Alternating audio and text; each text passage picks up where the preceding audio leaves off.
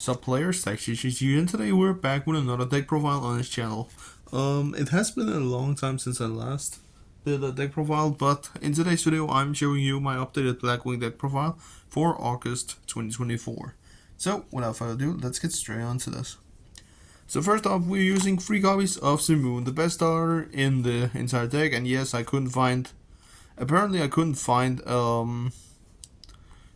the last sleeve to this deck because I was re-sleeving my whole deck with my custom made sleeves, but then I couldn't find the last sleeve apparently.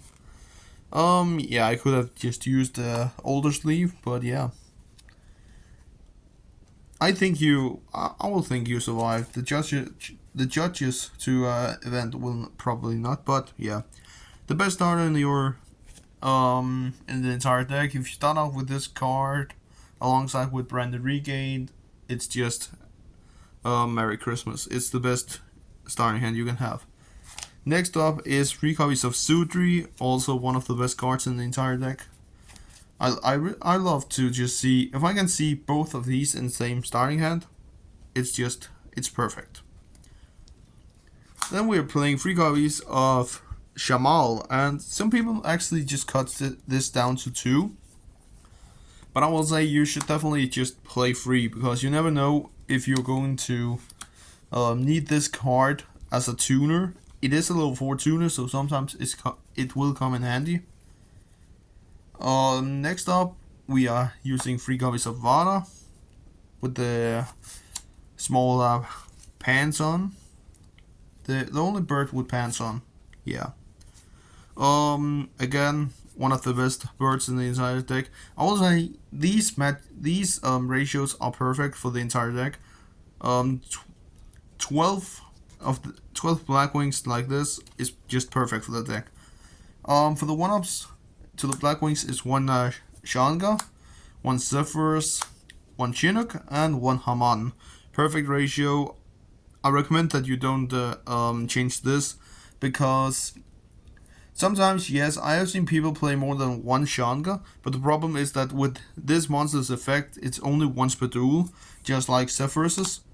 And yes, I've also seen some people run more than 1 Chinook, but keep in mind that you need targets in your extra deck to resolve Chinook. So I will say these ratios are perfect for Blackwings, you should not change in them. Next up for our Bestial engine, because I'm running Bestials in this deck, 2 Lubellion. I was planning on playing 3, but after a long time playing with this build, I have just thought, screw this, I'm only using 2, because sometimes 3 is too much, I will say. For the 1-up Bestials, we have 1 Magnamut. I kind of lied there. We're playing double Druswim. I have thoughts about cutting this down to 1, or maybe swap out one of the Drusworm for Baldrick, but yeah. 1 Magnamut, double Drusworm, good ratio, and 1 Serenir.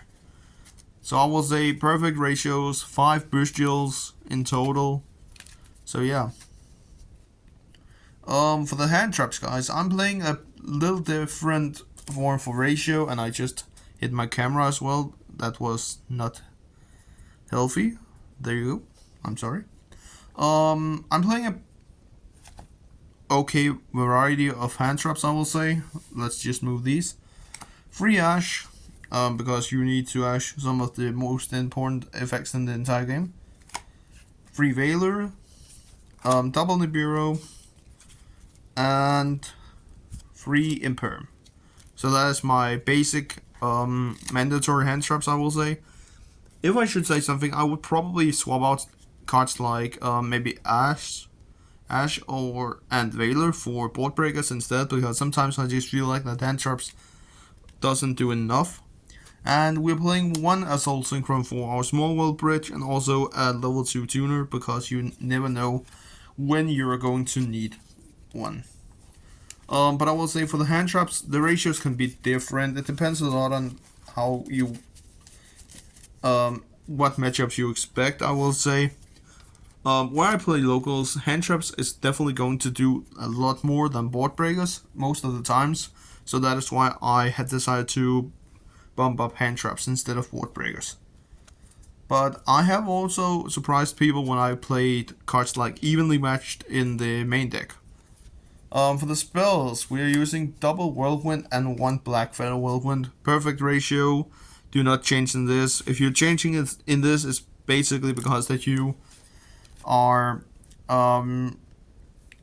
either looking out to do more synchro summons than usual, or that you are afraid of starting with this and starting off with a Shamal. But having this in your starting hand doesn't do anything.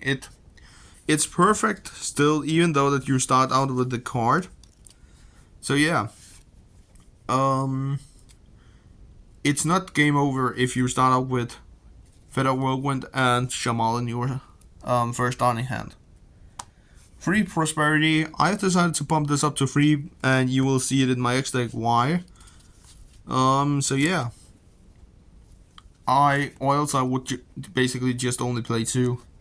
3 Small World, because of we do have access to a lot of Small World bridges, like with what's it called, with the Lubellian and with Valor and stuff like that.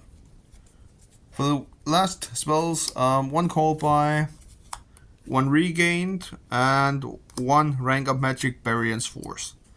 So yeah, guys, I've decided to try the Gimmick Puppet engine in Blackwings, and the Gimmick Puppet FTK. I will say this card is the only brick that we are playing in the entire deck.